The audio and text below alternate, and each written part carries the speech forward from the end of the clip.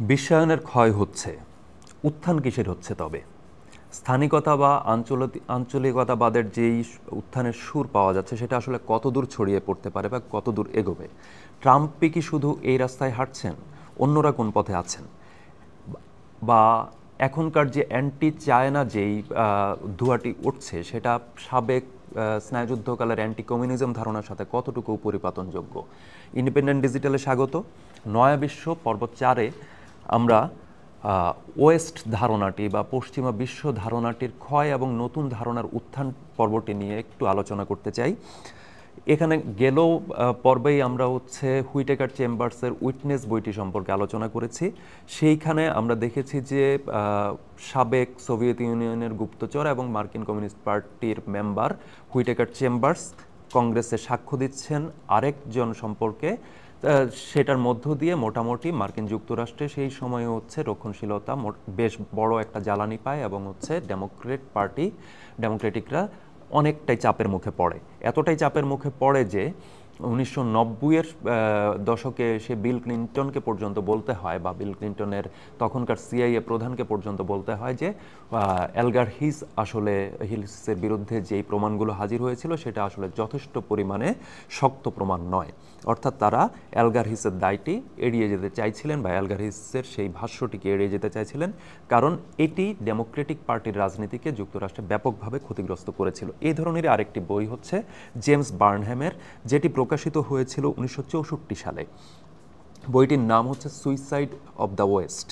তো এটি Burnham Whitaker চেম্বার্সের মতো নন। বার্নহ্যাম সরাসরি রক্ষণশীল ধারার মার্কিন পররাষ্ট্রনীতি বিষয়ক এক ধরনের চিন্তক এবং তিনি নানা ধরনের গবেষণার সাথে যুক্ত। তিনি সেই সময় খোলাখুলিভাবেই যেটা পরিষ্কারভাবে সামনে আনেন সেটি আন্তর্জাতিকতাবাদ আসলে চলে না, অর্থাৎ বিশ্বায়ন বিমুখতার এক ধরনের প্রসঙ্গ কিন্তু তার লেখাপত্রে নানাভাবে উঠে এসেছে, বা তার যে পরামর্শগুলো সে সময় রক্ষণশীল দুর্গকে শক্তিশালী করেছে সেটার মধ্যে কিন্তু এই আন্তর্জাতিকতাবাদের বিরুদ্ধে অবস্থানটি ছিল। সেইটার বিপরীতে তিনি হাজির করেছিলেন স্থানিকতা এবং আঞ্চলিকতাবাদকে, বা জাতীয়তাবাদ, যেটা আরও শক্তিশালীভাবে হাজির করার চেষ্টা করেছেন। তিনি বলেছিলেন যে এই সময়ে বা এই স্নায়ুযুদ্ধকালে 1964 সালে প্রকাশিত বইটি নিয়ে আমি কথা বলছি, যে সেই সময়ে তিনি বলছেন যে এখন প্রয়োজন আসলে ম্যানেজারিয়াল রেভলিউশন, অর্থাৎ তিনি রাজনীতির বদলে এক ধরনের টেকনোক্রেটিজমের প্রস্তাব করছিলেন সে সময়। একই সাথে তিনি বলছিলেন যে যেই উদারবাদ, সেই উদারবাদের প্রশ্রয়ে পশ্চিমের বিভিন্ন অঞ্চল কমিউনিস্ট শিবিরের কাছে গিয়ে আত্মসমর্পণ করছে এবং সেই অঞ্চলের মানুষদেরও আত্মসমর্পণ করতে বাধ্য করাচ্ছে, এবং উদারবাদ আসলে এই আত্মসমর্পণ কোনোভাবেই ঠেকাতে পারে না, বরং এর গতিকে বাড়িয়ে দেয়। তিনি বিভিন্ন সময় শক্তি প্রয়োগের পক্ষে কথা বলেছেন। মজার বিষয় তিনি স্বাধীনতার কথাও বলেছেন, কিন্তু এই স্বাধীনতা প্রসঙ্গটি আসলে মার্কিন যে গৃহযুদ্ধ, সেই গৃহযুদ্ধের সময়কালের যে স্বাধীনতার যে ধারণা সেটার সাথে সম্পৃক্ত। তিনি বলছেন অস্ত্রায়ন বা সামরিক আয়নের মধ্য দিয়ে এই স্বাধীনতাকে নিশ্চিত করতে হবে, অর্থাৎ মার্কিন মুলুককে স্বাধীন থাকতে হলে বা স্বাধীন সত্তা হিসেবে টিকে থাকতে হলে, বা তার জাতীয়তাবাদী যেই বক্তব্য বা ভাষ্য সেটাকে টিকিয়ে রাখতে হলে সরাসরি একটি সমরায়নের প্রয়োজন পড়বে। এইটারই ধারাবাহিকতায় আরেকটি বই প্রকাশ হয়, সেটাও অনেক পরে। ততদিনে যুক্তরাষ্ট্র শীর্ষ পরাশক্তি, এক মেরু বিশ্বর একমাত্র মেরু। সেই সময়ে এসে 2002 সালে প্যাট বুকানন আরেকটি বইয়ের প্রকাশ করেন। এইটারই ধারাবাহিকতা বলতে হবে, সেটা the death of the West. তো ডেথ অব দ্য ওয়েস্ট বইয়ের প্রসঙ্গে সেটা বুকানন কেন গুরুত্বপূর্ণ হয়ে উঠলেন, সেই সময় তিনি ছিলেন নিক্সনের, সাবেক মার্কিন প্রেসিডেন্ট রিচার্ড নিক্সনের পরামর্শক হিসেবেও তিনি ছিলেন। তো তিনি বলছেন তার একটি খুবই গুরুত্বপূর্ণ, বৈশ্বিক পুঁজিবাদ ও সত্যিকারের রক্ষণশীল অনেকটা হাবিল কাবিলের মতো। হাবিল কাবিলের মতো মানে যে বৈশ্বিক পুঁজিবাদ যেই বিশ্বায়নের কথা বলে বা মুক্ত বাজারের কথা বলে, আর রক্ষণশীলতা যেই ধরনের স্বার্থ সংরক্ষণের কথা বলে, একটি আরেকটির হত্যাকারী। অর্থাৎ যদি রক্ষণশীলতা টিকে যায় বা রক্ষণশীলতাকে যদি জয়ী হতে হয়, তাহলে তাকে বিশ্বায়ন এবং মুক্তবাজারকে হত্যা করতে হবে, আর মুক্তবাজার যদি টিকে যায় তাহলে সে রক্ষণশীলতাকে টিকতে দেবে না। তো তার দৃষ্টিতে এই বিশ্বায়ন বা মুক্তবাজার বা বৈশ্বিক পুঁজিবাদ ধারণাটি আসলে অভিজাতদের একটি প্রকল্প, যা গরিব শ্বেতাঙ্গদের হত্যা করছে, তাদেরকে পীড়িত করছে, তাদেরকে দরিদ্র বানাচ্ছে। খেয়াল করুন, এই গরিব শ্বেতাঙ্গ ধারণাটি কিন্তু প্রথম থেকেই ডোনাল্ড ট্রাম্প পুঁজি করে বসে আছেন। তার সময়ে কিন্তু আমরা দেখতে পাচ্ছি যে যুক্তরাষ্ট্রে শ্বেতাঙ্গ শ্রেষ্ঠত্ববাদী যে ধারণা, বা আমরা যদি বলি যে ক্লু ক্ল্যাক্স ক্লান, বা হচ্ছে খ্রিস্টীয় যে জাতীয়তাবাদ বা শ্বেতাঙ্গ শ্রেষ্ঠতাবাদের কথা বলেছি, এই ধারণাগুলো কিন্তু ডোনাল্ড ট্রাম্পের জমানায় এসে নতুন করে হাজির হচ্ছে। 2016 সালে মার্কিন প্রেসিডেন্ট নির্বাচিত হওয়ার পর ক্ষমতা গ্রহণ করার পরপরই কিন্তু যুক্তরাষ্ট্রে বেশ কিছু দাঙ্গা হাঙ্গামা হয়েছিল, এবং সেইটার ক্ষেত্রে সামনে থেকে নেতৃত্ব দিয়েছিল শ্বেতাঙ্গ শ্রেষ্ঠত্ববাদী গোষ্ঠীগুলো। তো এই জায়গায় এসেই সেই সময় স্নায়ুযুদ্ধকালে যেটা হচ্ছে জেমস বার্নহাম যেই ধরনের জাতীয়তাবাদী প্রসঙ্গটি বলছেন, সেইখানে এই বিরুদ্ধ পক্ষ, অর্থাৎ যখনই জাতীয়তাবাদী কোনো গোষ্ঠীর উত্থান জরুরি হয়ে পড়ে, তার একটা শত্রুপক্ষের প্রয়োজন হয়। শত্রুপক্ষ ছাড়া কোনো একটি এই ধরনের উগ্র জাতীয়তাবাদ দাঁড়াতে পারে না। সো সেই শত্রুপক্ষ হিসেবে সেই 1964 বা 60-এর দশকে হচ্ছে নির্ধারিত হয়েছিল সোভিয়েত ব্লক, বা মোটা দাগে আদর্শ হিসেবে যদি বলি তাহলে কমিউনিজম। এই সময়ে এসে ডোনাল্ড ট্রাম্প আসলে তো হচ্ছে রাশিয়াও কমিউনিস্ট নেই, চীনও আসলে হচ্ছে কমিউনিস্ট নয়। ফলে তার সময়ে এসে এইটা আসলে কিভাবে অনুদিত হবে? ডোনাল্ড ট্রাম্পের সময় এসে এটাই অনেকটা চীন বিরোধী বা অ্যান্টি চায়না পজিশন হিসেবে ডিক্লেয়ার্ড হলো। তো এই আঞ্চলিকতাবাদের জায়গা যদি আমরা দেখি, তাহলে দেখব যে ডোনাল্ড ট্রাম্প এখানে কিন্তু একা নন। সেখানে আগের পর্বগুলোতে আমরা বলেছি যে আমরা দেশে দেশে এই ধরনের নেতৃত্বের উত্থান দেখেছি। রাশিয়াতে দেখেছি হচ্ছে ভ্লাদিমির পুতিনকে, তিনি এখনও গদিনশীল। ভারতে নরেন্দ্র মোদী আছেন, তিনি বেশ ভালোভাবেই গদিনশীল।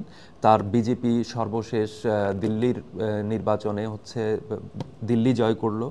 তারপরে আমরা চীনে দেখতে পাচ্ছি প্রেসিডেন্ট শি জিনপিংকে, এবং তুরস্কে দেখতে পাচ্ছি এরদোগানকে। তারা কিন্তু, মজার বিষয় হচ্ছে, তারা প্রত্যেকেই, ভ্লাদিমির পুতিন যেমন হচ্ছে রুশ সিভিলাইজেশন স্টেটের কথা বলছেন, শি জিনপিং বলছেন চাইনিজ সিভিলাইজেশনের কথা, তুরস্কের পক্ষ থেকে বলা হচ্ছে অটোমান সাম্রাজ্যের কথা, বা ভারতের পক্ষ থেকে রাম রাজত্ব বা হিন্দুত্ববাদী রাজনীতি যেটাই বলি না কেন সেটার কথা বলা হচ্ছে। কিন্তু তারা কিন্তু কোনোভাবেই আগের মতো করে, অর্থাৎ বিশ্বায়িত করার চেষ্টাটা তাদের মধ্যে সেভাবে নেই। তারা চান আশপাশের তাদের স্বার্থ সংশ্লিষ্ট অঞ্চলগুলোতে তাদের প্রভাবটা জোরালো হোক।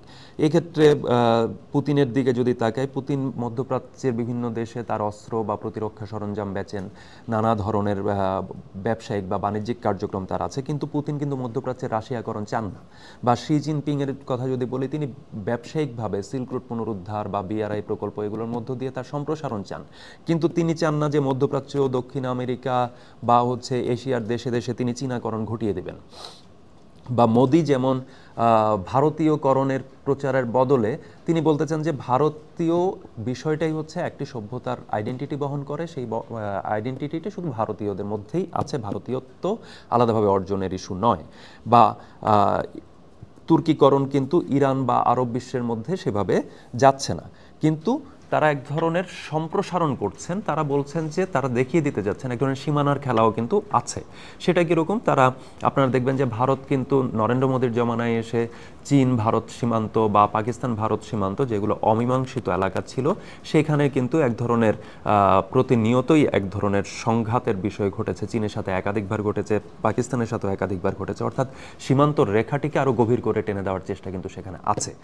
পাশাপাশি রাশিয়া ইউক্রেন যুদ্ধ সবচেয়ে বড় প্রমাণ। রাশিয়া বলছে যে তার ওই অঞ্চলটুকু, রুশ ভাষাভাষী অঞ্চল যেগুলো আছে, সেটা আসলে রাশিয়ার এখতিয়ারে পড়ে।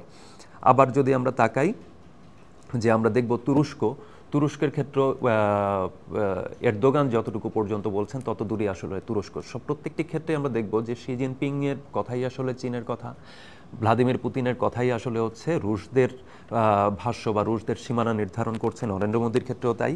এবং ডোনাল্ড ট্রাম্প সেক্ষেত্রে বাদ যান না। ডোনাল্ড ট্রাম্পও তিনি একই প্রক্রিয়ায় আসলে বলছেন। তা আপনাদের মনে থাকার কথা মেক্সিকো দেয়ালের কথা, যে একটা বিগ বিউটিফুল ওয়াল উনি তুলবেন, সেই ওয়াল তৈরির কাজও তিনি শুরু করেছিলেন, এবারও তিনি করছেন।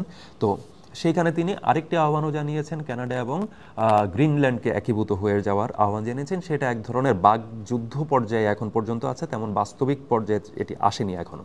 তো এই যে জায়গাগুলো, এইটার পাশাপাশি আরেকটি বিষয়, এই যে ধারণাগুচ্ছ যে এই সভ্যতা কেন্দ্রিক অর্থাৎ সিভিলাইজেশন স্টেটের যে ডিক্লারেশন বিভিন্ন সময় এলো, সেই সভ্যতা কেন্দ্রিক প্রচারও কিন্তু তারা চালিয়ে যাচ্ছেন। রাশিয়ার ক্ষেত্রে আপনারা জানেন যে ইন্ডিপেন্ডেন্টের যেই ওয়েব পোর্টাল, সেখানে একটি প্রতিবেদন কিছুদিন আগে প্রকাশ হয়েছিল, আল জাজিরা থেকে আমরা নিয়ে সেই প্রতিবেদনটি প্রকাশ করি। সেইখানে রাশিয়ার যেই যুদ্ধকালীন সিলেবাস সেইটা নিয়ে একটি আলোচনা আছে। সেইটা আসলে পাভেল তালাঙ্কিন নামে একজন রুশ নাগরিক একটি ডকু ফিল্ম তৈরি করেন, সেটির নাম হচ্ছে মিস্টার নোবডি অ্যাগেনস্ট পুতিন। তো সেখানে দেখানো হয়েছে যে ইউক্রেন যুদ্ধের সময়কালে আসলে রাশিয়াতে কী ধরনের পাঠক্রম বা সিলেবাস অনুসৃত হয়েছে বা এটা কিভাবে প্রযুক্ত হয়েছে, সেখানে কী ধরনের প্রচার করা হচ্ছে। সেখানে বলা হচ্ছে সোভিয়েত গৌরবের কথা বা জোসেফ স্তালিন যে আসলে মহান নেতা সেটার প্রসঙ্গ এসেছে, বা আরও যদি বলতে হয় সেটা হচ্ছে রাশিয়ার একমাত্র কর্তব্য বা রাশিয়ার উপরে ঈশ্বর প্রদত্ত যেই দায়, সেটি নাকি হচ্ছে বিশ্ব যখনই বিপদে পড়বে তখনই ত্রাতার ভূমিকাতে আসলে রাশিয়াকে অবতীর্ণ হতে হবে। তো এই প্রচারটি রাশিয়া একদম সিলেবাসের মধ্য দিয়ে, পাঠক্রমের মধ্য দিয়ে, যেটা কিন্ডারগার্টেন পর্যায়ে থেকে উচ্চশিক্ষা পর্যায়ে বা তারও বেশি পর্যায়ে বিভিন্ন লেকচার হল পর্যন্ত অনুসৃত হয়েছে। চীনের টিভি সিরিয়ালগুলোর দিকে যদি আপনি তাকান বা সিনেমাগুলোর দিকে যদি তাকান, যে হালে গেল অন্তত 10 বছরে আপনি প্রচুর সিনেমা এবং সিরিয়াল পাবেন যেখানে চাইনিজ সভ্যতা বা চাইনিজ মিথোলজি নিয়ে প্রচুর কাজ হয়েছে। আপনি যদি ভারতের বিভিন্ন সিনেমা এবং সিরিয়ালের দিকে তাকান, এই প্রচার যন্ত্র অন্য সব কিছু বাদ দিয়ে শুধু এই প্রচার যন্ত্রের দিকে যদি আপনি তাকান, সেখানে আপনি দেখবেন যে নানা বা মিথোলজি কেন্দ্রিক বলি বা পাকিস্তান ভারত যুদ্ধ বলি, চীন ভারতের মধ্যে গোয়েন্দা তথ্য কেন্দ্রিক যেই লড়াই, এই ধরনের নানা ধরনের বিষয় নিয়ে তাদের এই সিরিয়াল বা সিনেমা হচ্ছে। আপনি তুরস্কের দিকে তাকালে দেখবেন যে সেখানে দিরিলিস এবং হচ্ছে সুলতান সোলেমানের সেটে গিয়ে হাজির হচ্ছেন রিসেপ তাইপ এরদোয়ান। তিনি ব্যাপকভাবে এটা প্রেজ করছেন। বা ডোনাল্ড ট্রাম্পের সময় সিরিয়ালে তিনি নিজে হচ্ছে সিনেমাতে পারফর্ম করেছেন, পাসিং শট দিয়েছেন, তিনি হচ্ছে রেসলিংয়ে ছিলেন, নানা ধরনের প্রচার কাঠামোতে তিনি ছিলেন। আমরা দেখতে চাই যে আসলে হচ্ছে হলিউডি যেই প্রোপাগান্ডা মুভি, সেটা অনেক পুরনো ধারা, সেই ধারায় আসলে কত ধরনের জাতীয়তাবাদী প্রচার এসে হাজির হয়, সেটা দেখার অপেক্ষা আমরা করতেই পারি। তো এই প্রচার অর্থাৎ এই ধরনের যেই বিষয়গুলো, যে সিভিলাইজেশন স্টেট হিসেবে নিজেকে দাবি করার পক্ষে দাঁড়ায় যে চিহ্ন সমষ্টি, সেই চিহ্ন সমষ্টিকে নানা সিনেমা সিরিয়াল বা হচ্ছে টিভির বিভিন্ন ধরনের রাষ্ট্রীয় প্রচার মাধ্যমে বিভিন্ন ধরনের প্রচারের মধ্য দিয়ে যেভাবে সামনে আসা, বা মন্দির উদ্বোধনের রাজনীতি খোদ পশ্চিমবঙ্গ পর্যন্ত চলে এসেছে, যেখানে বিজেপি কখনো আসলে জেতেনি। একটা সম্ভাবনা তৈরি হয়েছে বিজেপি হয়তো সেখানে জিতেও যেতে পারে আগামী নির্বাচনে। তো এই বিষয়গুলো আসলে ছোটোখাটো বিষয় নয়, এটা এক ধরনের সিভিলাইজেশন স্টেটের এক ধরনের লড়াই বলা যায়। তো সেক্ষেত্রে আসলে এদের মধ্যের দেনা পাওনাগুলো কিভাবে হতে পারে। আপনারা জানেন যুক্তরাষ্ট্রের ঘোষিত প্রতিদ্বন্দ্বী হচ্ছে চীন। এটা ডোনাল্ড ট্রাম্পের জমানা না, এটা জো বাইডেনের সময়ও ঘোষিত প্রতিদ্বন্দ্বী চীনই ছিল। তো এই যে চীনের সাথে যে ঘোষিত দ্বন্দ্ব, সেখানে আসলে যুক্তরাষ্ট্র ইদানিং রাশিয়া এবং ভারতের সাথে বেশ ভালোভাবে বসছে। আপনার ব্রিক্স নিয়ে আমরা দ্বিতীয় পর্বে আলোচনা করেছি। ব্রিক্সের অন্যতম 2 সদস্য এই রাশিয়া এবং ভারত। তো চীনকে এড়াতে হলে বা তার প্রতিদ্বন্দ্বী হিসেবে দাঁড়াতে হলে এই রাশিয়া এবং ভারতের সাথে বন্ধুত্বের নবায়নটা তাদের জন্য খুব জরুরি।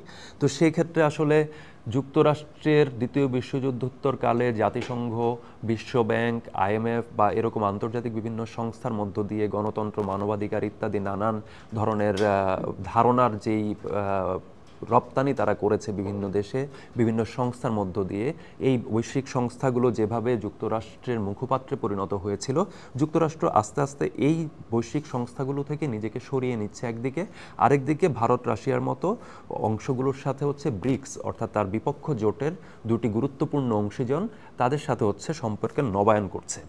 ফলে ধারণা করা যেতে পারে কি হতে পারে, যে সামনে এমন হতে পারে যে বহুপক্ষীয় জোটের বদলে দ্বিপক্ষীয় বা ত্রিপক্ষীয় জোটগুলো আসলে শক্তিশালী হয়ে উঠতে পারে। এই দ্বিপক্ষীয় এবং ত্রিপক্ষীয় জোটগুলো আকারে হয়তো ছোট হবে, কিন্তু শক্তিতে হয়তো তারা অনেকটা ব্ল্যাক হোল বা কৃষ্ণ গহ্বরের মতো শক্তিশালী হয়ে উঠতে পারে। এইটার প্রেক্ষাপটে এই ধরনের সংযোগ বা এই ধরনের কাছে আসার যেই চেষ্টা, সেটার নজরে পড়েছে ইউরোপকে একরকমের বর্জন করা হয়েছে। ফলে ইউরোপ আলাদাভাবে একাট্টা হওয়ার চেষ্টা করছে। ফলে সেটাও কিন্তু একটা পকেটেরই তৈরিরই চেষ্টা বলা যায়। তো সেই চেষ্টা যদি হয়, খেয়াল করার ইস্যু হচ্ছে ইউরোপ আগে থেকেই কিন্তু সিভিলাইজেশন স্টেট।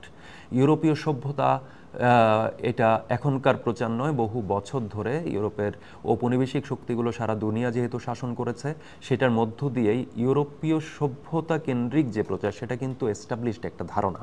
সেখানে বরং মার্কিন সভ্যতা কেন্দ্রিক প্রচারটা কিছুটা পিছিয়ে। তো এই যে প্রতিদ্বন্দ্বী, এইটার বিষয়টা সামনে আসছে এবং সেখানে আরও বিষয়, যেমন ভূ রাজনীতি তো আপনি এড়িয়ে যেতে পারবেন না, বা হচ্ছে জ্বালানির রাজনীতি যেটা, সেখানে হ্যাঁ সৌদি আরবকে আপনি বিবেচনা করতে পারেন, কিন্তু সেটি এখনও উদীয়মান পর্যায়ে আছে। তার একমাত্র শক্তি প্রচলিত যে জ্বালানি, সেটির দিয়েই তার শক্তি হিসেবে সামনে আছে। এর বাইরে সামনের দিনের যেই জ্বালানি, যেমন খনিজ, বিরল খনিজ বলি, বা হচ্ছে সেমিকন্ডাক্টর, অর্ধপরিবাহী যদি বলি, এগুলোর বিষয় বা এগুলোর ব্যবহারের জন্য নতুন উদ্ভাবন যদি তারা এগোতে না পারে, তাহলে হচ্ছে তারা হয়তো সম্ভাবনাময় শক্তি হিসেবে থেকে যাবে, বড় শক্তি হিসেবে হয়তো আবির্ভূত হতে পারবে না। যদিও সৌদি আরবের সাথে ওদিকে আরব আমিরাত, বাহরাইন, এদের মধ্য দিয়ে এক ধরনের চার দেশীয় একটা জোটের অবস্থান আছে, সেখানে কাতারের অবস্থানও আছে। কিন্তু এখন পর্যন্ত আরবের এই দেশগুলো কিন্তু তারা ধার করা যেই উদ্ভাবনী শক্তি অন্য দেশ উদ্ভাবন করে, তারা এটা ব্যবহার করে বা তারা এটা কিনে নেয়, সেটার মধ্যেই আবদ্ধ। সমরশক্তির জায়গাতেও তার F-35 থাকুক বা S-400 থাকুক, যেটাই থাকুক না কেন, সেটা কিন্তু অন্য দেশের উদ্ভাবন বা অন্য দেশের সমরশক্তি। তো এই জায়গায় এসে একটা জায়গায় দেখা যাচ্ছে সবগুলো দেশই কোনো না কোনোভাবে টেকনোক্রেট বা ম্যানেজারিয়াল যেই প্রশাসন, সেইটার দিকে কিছুটা ঝুঁকে পড়ছে। এটা সবচেয়ে বড় প্রমাণ। ডোনাল্ড ট্রাম্পের বর্তমান প্রশাসনে আপনি দেখবেন ইলন মাস্কের মতো বেশ কিছু ব্যক্তি আছেন, যারা আসলে হচ্ছে একই সঙ্গে হচ্ছে স্পেস এক্স বলি, সোশ্যাল মিডিয়া বলি, বা এই ধরনের যে প্ল্যাটফর্মগুলো বলি, বা নতুন দিনের চতুর্থ শিল্প বিপ্লবের প্রায় অন্তিম মুহূর্তে আমরা আসলে অবস্থান করছি। এটা বাংলাদেশে বসে হয়তো অনুধাবন করাটা তুলনামূলক কঠিন, যেহেতু আমরা অনেকখানি পিছিয়ে। কিন্তু আমরা যদি হচ্ছে বিশ্বের পুরোটাকে একসাথে বিবেচনা করি, তাহলে দেখব যে আসলে চতুর্থ শিল্প বিপ্লব প্রায় শেষ পর্যায়ে। পরবর্তীতে আসলে কোনভাবে আসবে, কিভাবে আসবে, প্রযুক্তির উদ্ভাবনের মধ্য দিয়ে কোথায় যাবে, সেটা আমরা এখনও জানি না। তো সেই জায়গার নেতা যারা আছেন, তারা কিন্তু সরকার ঘনিষ্ঠ অবস্থায় আছেন। যুক্তরাষ্ট্রে যেমন ইলন মাস্ক, চীনে তেমনি জ্যাকমার সাথে দূরত্ব কমে গেছে হচ্ছে শি জিনপিংয়ের। তাকে সম্প্রতি তার সাথে চীনের প্রেসিডেন্ট শি জিনপিংয়ের ছবিও দেখা গেছে। এইদিকে আমরা দেখতে পাচ্ছি হচ্ছে নরেন্দ্র মোদীর এই পাশেও আমরা নানা ধরনের তৎপরতা দেখতে পাচ্ছি। ভারতও হচ্ছে চাঁদে হচ্ছে রকেট পাঠাচ্ছে, গবেষণা চালাচ্ছে। এই যে বিষয়গুলো, সেগুলো আসলে এই প্রথাসিদ্ধ জ্বালানির দুনিয়া থেকে নতুন এক জ্বালানির দুনিয়াতে যেমন যাওয়া, তেমনি সিভিলাইজেশন স্টেটের দ্বন্দ্বের মধ্য দিয়ে এক নতুন বহুজাতিকতা বা নতুন দ্বিপক্ষীয় ত্রিপক্ষীয় সম্পর্কের যে বাস্তবতা, সেদিকেই আমরা মনে হয় ধাবিত হচ্ছি। আজ এই পর্যন্তই। পরের পর্বে আমরা দেখব যে কিভাবে নতুন ব্যবস্থা আসলে কিভাবে প্রভাবিত করছে টেক জায়ান্ট বা প্রযুক্তি মুঘলরা, সেই জায়গাটা আমরা আসলে শেষ পর্বে দেখার চেষ্টা করব। ধন্যবাদ।